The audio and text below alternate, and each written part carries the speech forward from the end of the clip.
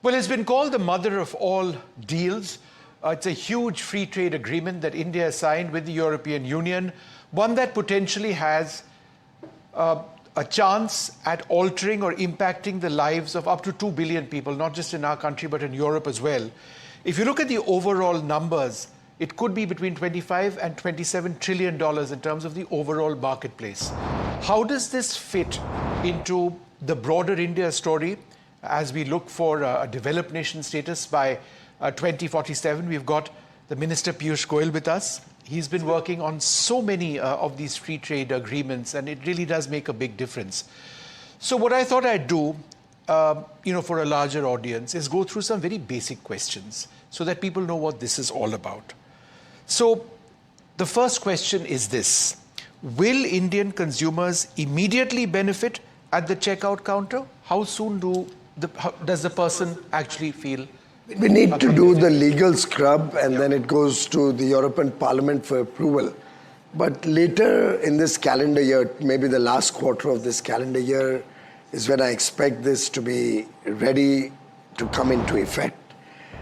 As that happens, we have two situations. One, almost all of our labor-intensive manufactured goods get duty-free access, zero duty access, immediately. Yeah. So we calculated that nearly 95% of our labor-intensive exports get straightaway zero duty access to the EU. Over a period of time, they also start getting lower duty, in some cases zero duty, in some cases phased duty reduction, some cases a TRQ over the next 7 to 10 years. In India. What we have done is we've calibrated it smartly that goods which are required by us immediately, for example, there'll be some medical devices which are good for India, for our healthcare, for our patients, which we have given faster duty elimination or reduction, in most cases even immediately. Those where our industry needed some time to calibrate itself or adjust to the new evolving situation, we've taken a transition period. All in all, the agreement is a very fair, very balanced agreement. It'll open up huge job opportunities for India, young Indians. It'll open up large market in the services space. 144 subsectors in services now will have access to the European market. The mobility partnership will help people with talent, with skills, particularly those who also learn languages to get work opportunities in the European Union. Legal immigration is really required by EU. They need young talent, young skills. What they have a problem of is the illegal immigrants who have flooded their country, and they're trying to sort that out. But the talent of India, the peaceful and very sober Indian workers who go to different parts of the world, or engineers and doctors and caregivers, are truly welcome everywhere they go. So it'll have a benefit to different sections of society in different ways. Our fishermen will benefit hugely. Our textile industry is one of the biggest gainers. Everything in textile goes duty-free to the EU from day one.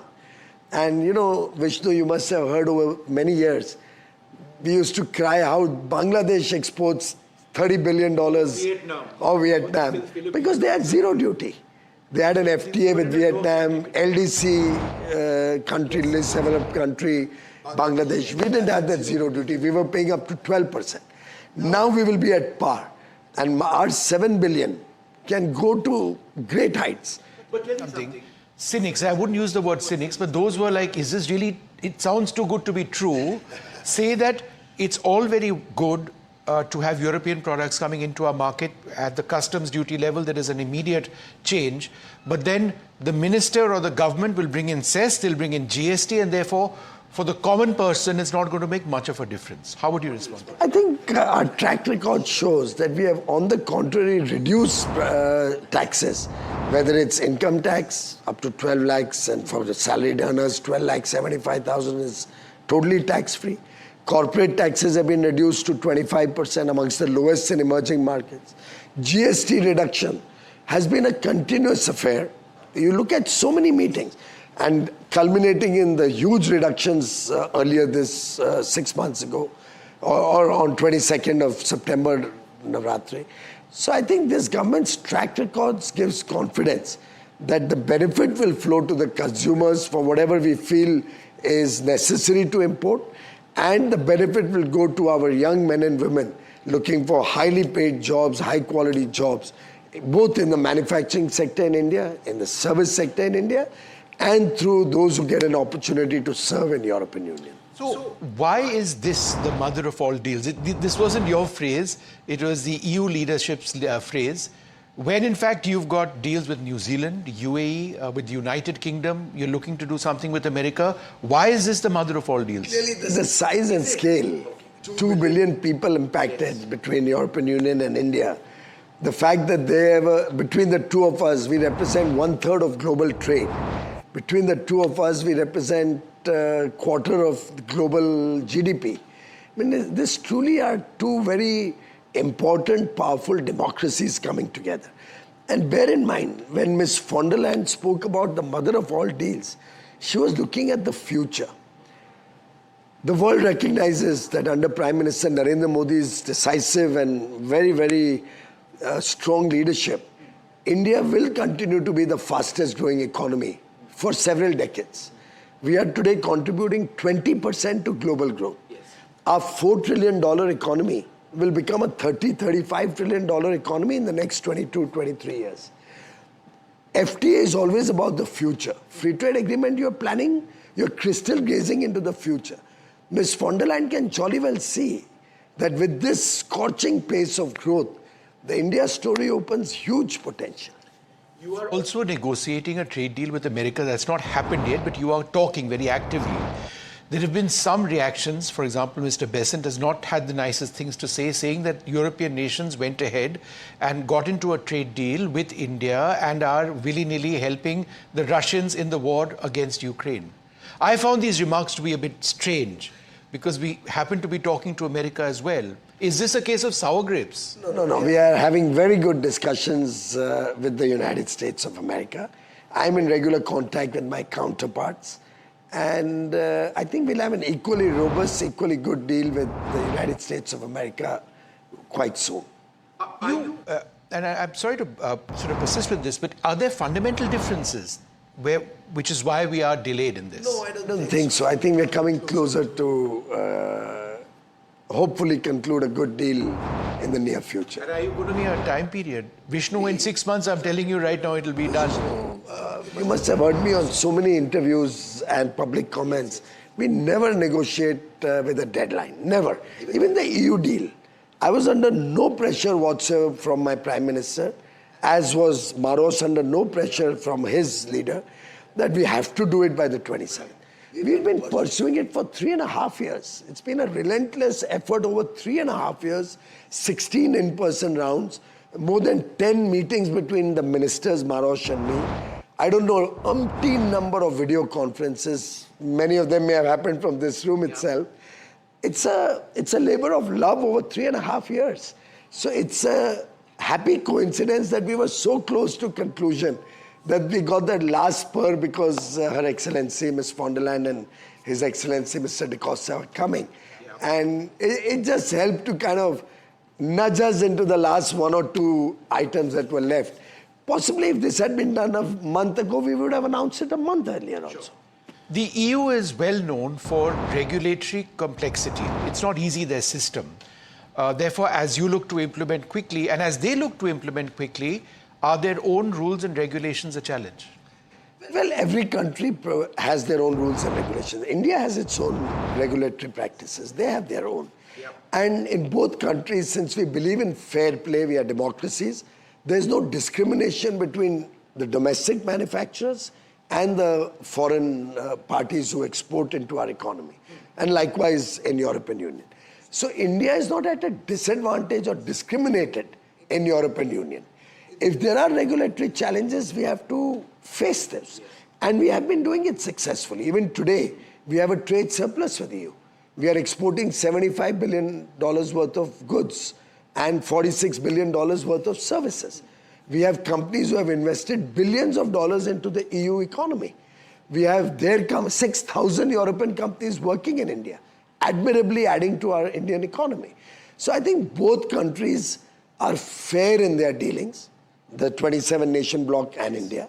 Both of us have now created a rapid response mechanism where at the initial stage, 2 levels of bureaucrats or officials.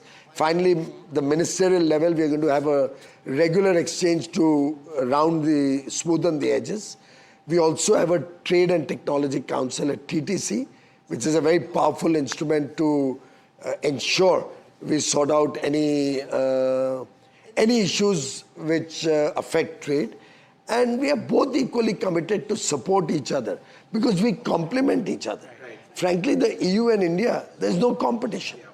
On almost every score, we only complement and add value to each other's economy. Sure.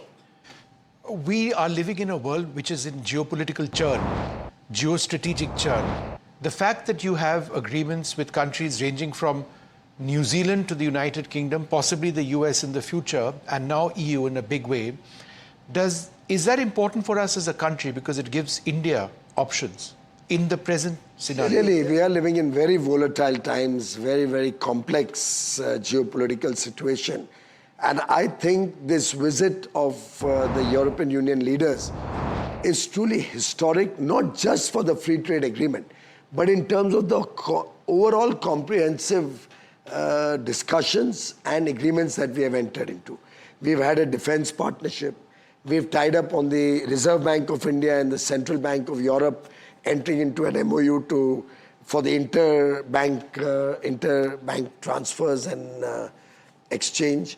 We also have a partnership on mobility to promote the workers and officials and talent from India getting an opportunity to serve in European Union through pathways that are going to be created with each individual country. So really, it's a very multifaceted, multidimensional, and geopolitically very strategic timing and important visit and outcomes.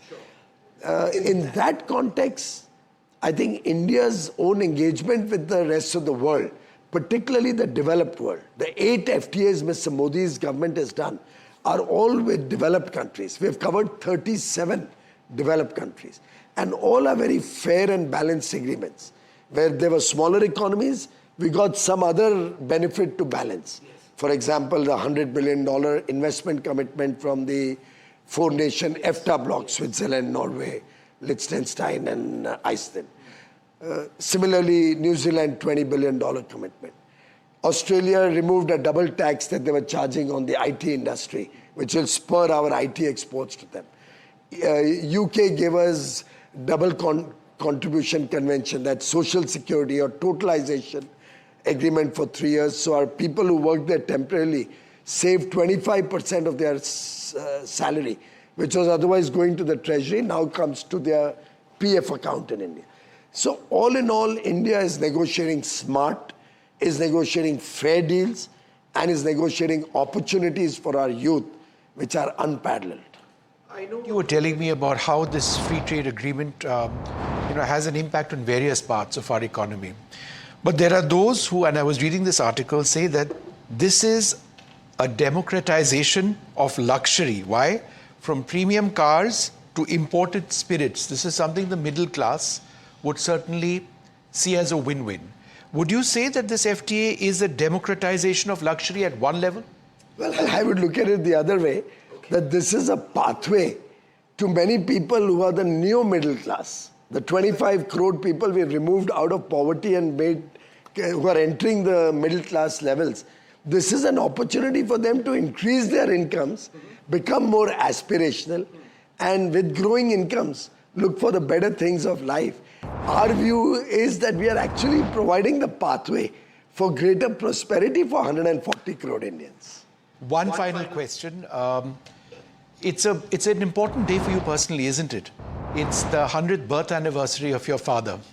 He would have been incredibly proud of you, with the work you're doing, these very difficult deals that you're negotiating.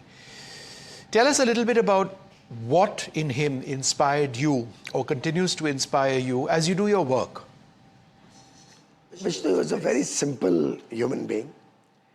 very, very committed to the nation, very committed to his family, very committed to the cause. He was an engineer from Banaras Hindu University, did his mechanical and electrical engineering there. Wanted to become a full-time pracharak of the RSS, but destiny had in store for him to come to Mumbai. Started from very humble beginnings. He actually worked in a small steel company in Mumbai at the Masgon docks. And since he didn't have a place to live when he moved there, he used to stay in the BPT, the Bombay Port Trust godown of that company. And in the night, the rats used to bite his toes, he would tell us. So he would remove the spare parts from the shelf, sleep on the shelf in the night, come down in the morning and put the spare parts back. That was the humble beginnings with which he started his journey, but did well in life. But look at the irony also. From there, he became the shipping minister and the BPT came under. So it's destiny takes. But he taught us a lot of values. He taught us, for example, how important it is to be hands-on and very perfect in your work. There was a small instance in his life which we have used all our life to encourage ourselves, or our parents used to encourage us, and we've used to encourage our kids. And it's been generationally going down the whole extended family. There was an exam in college where the question paper was out of syllabus. Right. And the university gave the option that you can write the paper again if you're not satisfied with your marks, or you can accept the marks that you had. And he had got 99 out of 100. It was a maths paper. He was very dissatisfied. So he did it again. Yeah. There's a risk. He could have been lower than 99, but he got his 100. And that's the kind of spirit he always had. Would get into great detail, get into, if I ever presented a paper to him, it would come back to me with 200 corrections in that one paper. And he would always try to encourage you to be very, very finicky about perfection. I remember once I wrote a paper to present to Atalji when he was Prime Minister. I wanted to suggest to him that he should revive the interlinking of rivers program. This was way back in 1999, June of 1990. No, it was August of 1999, not 99, August of 2001 or so, August of 2001. The 99 note was a different note. The August 2001 or so, I don't remember the exact year. I think it was 1 or 2. And I wrote a small paper, flood versus drought. And I tried to suggest to Prime Minister Vajpayee at that time that he should revive the interlinking of rivers program, which was initiated 30 years or 40 years ago. And I showed it to my dad that, look, I'm going to talk to Atalji and go and give him this paper. And he had a look at it, and he said, there was a map with it also. I had shown how the rivers, where they could be linked and stuff like that. And he looked at it and he said, what a drab headline you've given it, flood versus drought. Atalji is a poet. Make that more exciting. So I went back, I had the appointment next morning, and I tried to drum up the whole day whether I could think of something better. Failed. So I went back to him in the evening and I said, Papa, I can't think of something better. Can you help me? And he looks at it and he says, say, Bharat needs Bhagirath again. Because Atalji had created the golden quadrilateral. And this was very similar. So he connected that Bhagirath to the idea. So he was truly special. A very down-to-earth person. Even today, when I go to the BJP office, since he spent a long number of years in the BJP office, people even today remember him very fondly. Most of the staff there, right from the peons and clerks there, were hired when, were given their job. Sure. When he was looking after that office at 11 Ashok Road, our old BJP office. So they're very fond memories. lots of learnings, lots that he has left behind for us to remember him by and to learn and encourage us to serve the nation. Well, you have served the nation. You continue to do so. These are complex agreements that you've managed to sort of help negotiate, be a key part of that entire process. There's a lot ahead. The target is 2047. Implementation will, of course, be key. We look forward to the success of the India-EU trade agreement and indeed the others. The Minister Piyush Goyal over there telling us about a central economic strategy that India continues to follow. The budget is just, I would say, a couple of hours ahead. Let's see how this fits into the larger plans. There are huge opportunities and challenges, but if this works out, it would benefit, as we've identified, more than 2 billion people in Europe and in India put together.